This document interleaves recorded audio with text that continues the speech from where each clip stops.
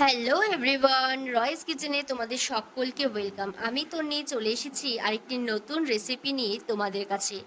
ভিডিওটা কিছু কারণবশত আমার ডিলিট করতে হয়েছে, আবার নতুন করে পোস্ট করছি। আশা রাখছি তোমরা আবার পুরো ভিডিওটা দেখবে। যাই হোক, আজকে বানাচ্ছি শাহি এগ কোরমা।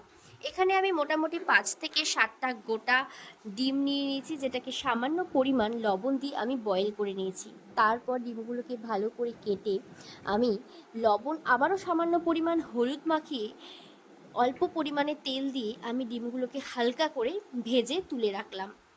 এদিকে 5 থেকে 6 কোয়া রসুন এবং সামান্য পরিমাণ আদা পেস্ট করে নিলাম।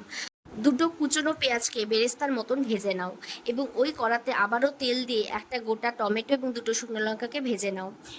এরপর ভাজা পেঁয়াজ, 5 থেকে 6টা কাজু বাদাম এবং বড় চামচে 2 চামচ টক দইকে একটা ভালো পেস্ট বানিয়ে নাও এবং আলাদা করে শুকনো লঙ্কা এবং টমেটোরও একটা পেস্ট বানিয়ে রাখো এবং কড়াতে সর্ষের তেল দিয়ে তেলটা গরম হয়ে গেলে দুটো তেজপাতা, এলাচ, দারচিনি, লবঙ্গ এবং 3 থেকে 4টে গোলমরিচকে ভালো করে ফোড়ন দিয়ে যখন স্মেল ছাড়তে শুরু করবে, ঠিক সেই সময় আদা রসুনের পেস্টটা দিয়ে তার মধ্যে টমেটো এবং শুকনো লঙ্কার পেস্টটাও দিয়ে দাও। তার মধ্যে স্বাদ মতো লবণ, সামান্য পরিমাণ হলুদ গুঁড়ো, কাশ্মীরি লাল লঙ্কার গুঁড়ো, ধনে গুঁড়ো এবং গোলমরিচ গুঁড়ো দিয়ে ভালো করে কষাতে থাকো। যখন তেল ছাড়তে শুরু করবে, ঠিক সেই সময় কাজু বাদাম এবং পেঁয়াজের পেস্টটা দিয়ে আবারও ভালো করে কষাতে থাকো এবং তার মধ্যে সামান্য পরিমাণ চিনি এবং স্বাদ মতো লবণ দিয়ে মশলাটাকে কষাতে থাকো। তারপর যে পেঁয়াজ এবং কাজুর গ্রেভির যে এক্সট্রা জলটা, সেটা আমি দিয়ে দিয়েছি। তোমরা চাইলে এখানে নর্মাল জলও ইউজ করতে পারবে।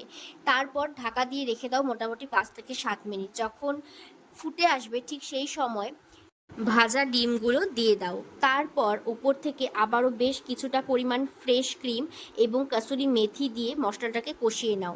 ঠিক নামানোর আগ মুহূর্তে ধনেপাতা কুচি দিয়ে নামিয়ে নিলেই রেডি আমাদের শাহি এগ কোরমা। কেমন লাগলো রেসিপিটা অবশ্যই কিন্তু জানিও।